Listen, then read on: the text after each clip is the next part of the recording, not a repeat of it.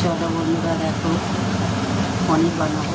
দেখো এখানে নিয়েছি ক্যাপসিকাম, গাজর, আলু, পনির, টমেটো, দুটো কাঁচা লঙ্কা চেরা, আদা বাটা। আমি কিন্তু সব সিম্পলভাবে তরকারি বানাই। তোমরা এরকম সিম্পল রান্না করে খেয়ে দেখলে খুব ভালো টেস্টি হয়। একবার করে খেয়ে দেখুন বন্ধুরা। দেখো বন্ধুরা, কড়াতে তেল বসিয়ে নিয়েছি। এবার এতে সব ভেজে নেব। আলুটা দিয়ে দিলাম আর গাজরটা একসাথে ভেজে নেব।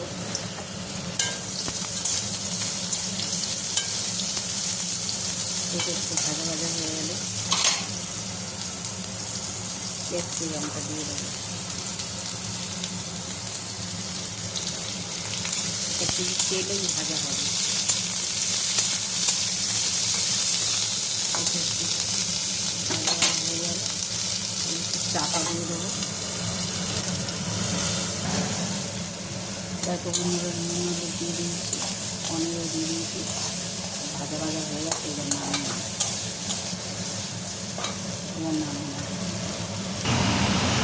কড়া বসিয়ে দিয়েছি। কড়াতে তেল দিয়ে দিয়েছি।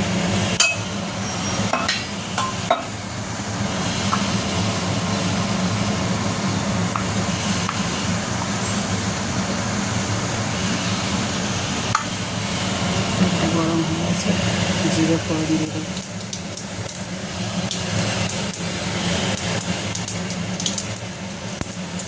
তেজপাতা দিয়ে দেবো।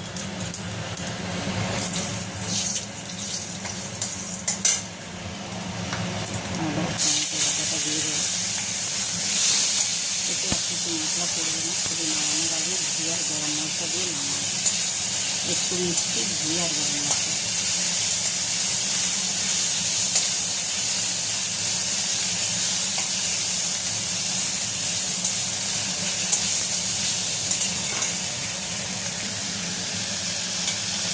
মশলা থেকে তেল চলে আসে, জল দিয়ে দেবো অল্প।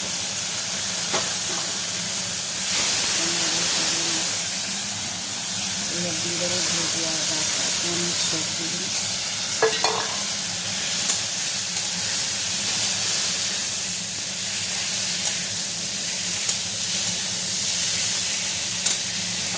এবার দিয়ে দেবো জল।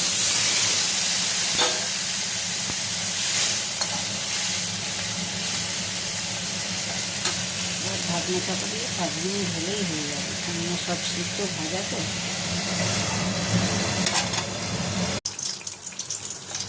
পনিরটা রেডি হয়ে গেছে একদম।